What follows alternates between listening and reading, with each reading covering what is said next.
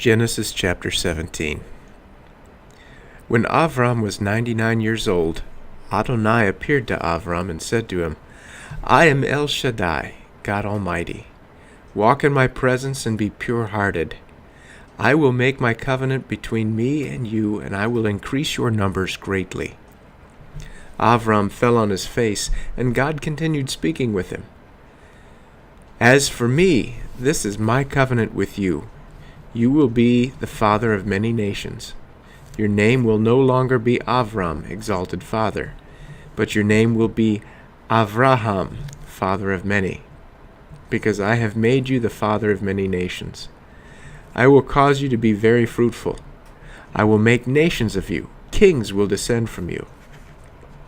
I am establishing my covenant between me and you, along with your descendants after you, generation after generation, as an everlasting covenant, to be God for you and for your descendants after you. I will give you and your descendants after you the land in which you are now foreigners, all the land of Canaan as a permanent possession, and I will be their God. God said to Abraham, As for you, you are to keep my covenant, you and your descendants after you, generation after generation. Here is my covenant which you are to keep between me and you, along with your descendants after you. Every male among you is to be circumcised. You are to be circumcised in the flesh of your foreskin. This will be the sign of the covenant between me and you, generation after generation. Every male among you who is 8 days old is to be circumcised, including slaves born within your household, and those bought from a foreigner, not descended from you. The slave born in your house and the person bought with your money must be circumcised. Thus my covenant will be in your flesh, as an everlasting covenant. Any uncircumcised male who will not let himself be circumcised in the flesh of his foreskin, that person will be cut off from his people, because he has broken my covenant.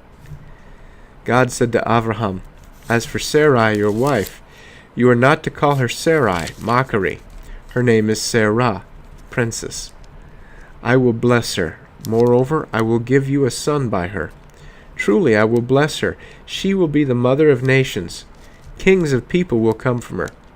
At this, Abraham fell on his face and laughed. He thought to himself, Will a child be born to a man 100 years old? Will Sarah give birth at 90?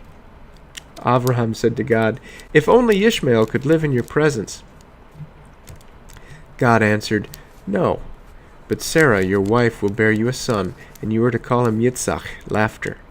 I will establish my covenant with him as an everlasting covenant for his descendants after him. But as for Ishmael, I have heard you, I have blessed him. I will make him fruitful and give him many descendants. He will father 12 princes, and I will make him a great nation. But I will establish my covenant with Yitzchak, whom Sarah will bear to you at this time next year. With that, God finished speaking with Abraham and went up from him. Abraham took Ishmael his son, all the slaves born in his house, and all who had been bought with his money, every male among the people of Abraham's household, and circumcised the flesh of their foreskin that very day, just as God had said to him. Abraham was 99 years old when he was circumcised in the flesh of his foreskin, and Ishmael his son was 13 years old when he was circumcised in the flesh of his foreskin. Abraham and Ishmael his son were circumcised on the same day, and all the men of his household, both slaves born in the house and those bought with money from a foreigner, were circumcised with him.